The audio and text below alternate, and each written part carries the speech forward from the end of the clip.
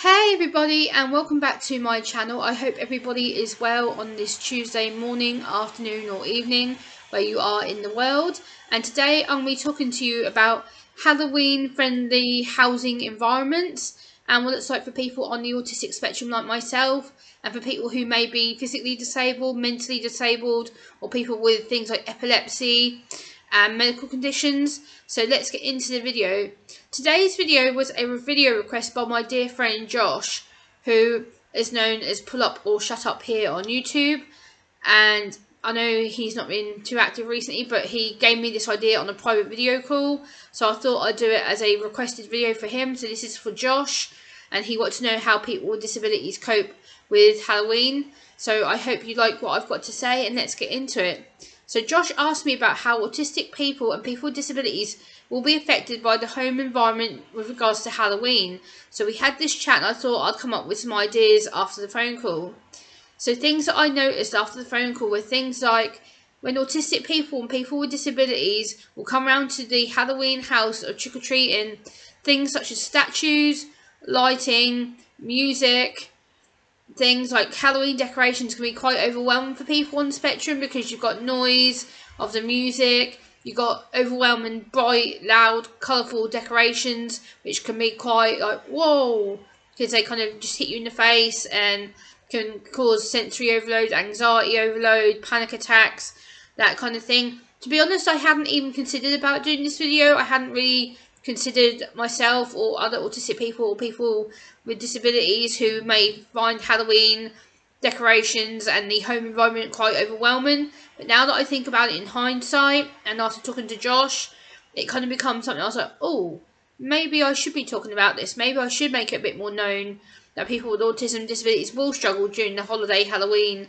season. So this is me being honest with you about this kind of area. I didn't really consider it, but the outside environment can be triggers such as flashing lights, flickering lights, strobe lighting. So if you are going to be having bright lights on your property during the Halloween season, make sure you either have them switched off during certain times.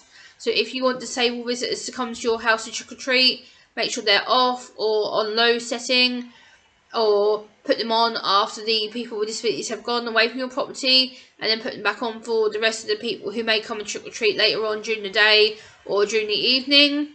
Things that can be another off-putting thing can be scary statues or ornaments or decorations. So again, things like maybe a skeleton with a knife through his head, or a witch on a broomstick with like maybe the creepy music playing in the background, or like things like Frankenstein with the bolt through his head. Things like that can be quite scary and overwhelming for someone on the autistic spectrum and people with disabilities. So again, either move them away from the property during the time that people with disabilities come to your house, or try and put them away so they're not in the face of people who may get overwhelmed or anxious with being outside.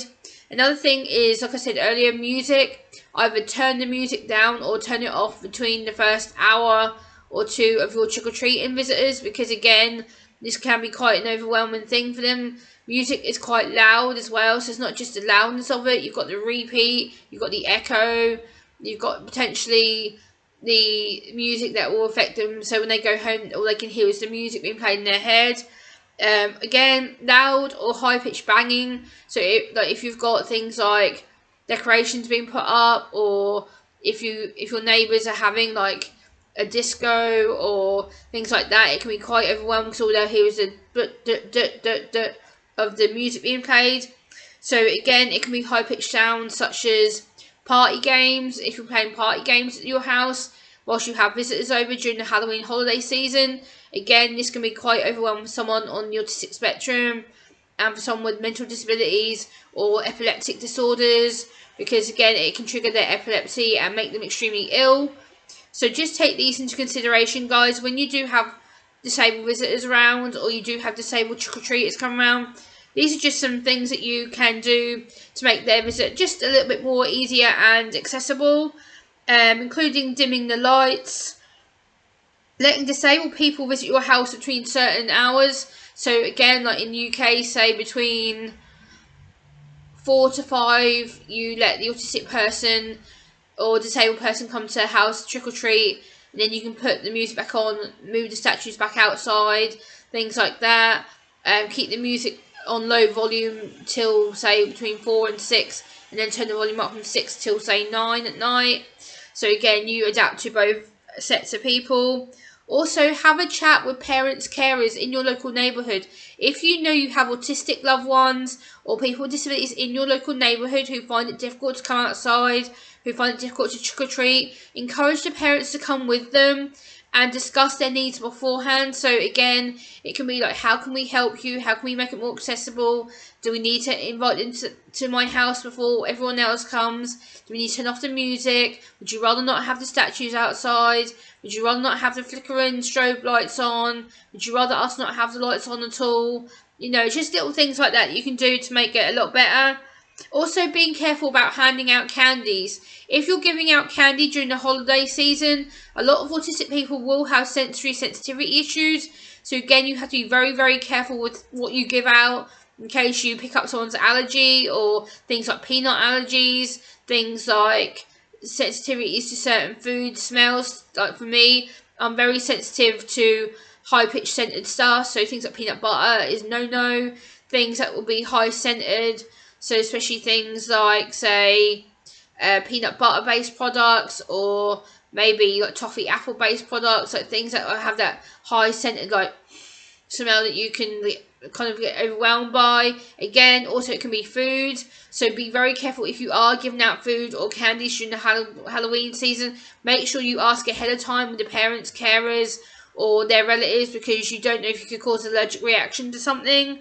So that's just another thing to consider. Keeping the decorations to a minimum as well, because when you come outside and you basically might overwhelm the person not intentionally doing so, but at the same time, autistic people and people with neurodevelopmental conditions will get overwhelmed by the decorations and might find it too stressful to come to your house. So again, it's about keeping the decorations to a minimum if you can, or keeping the statues out, the decorations off until a certain time.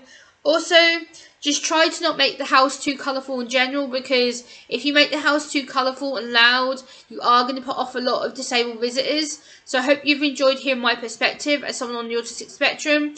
I know I only speak from my own perspective, and thank you for Josh for the video idea. And I hope everyone is having a great day, and I will see you soon. Bye!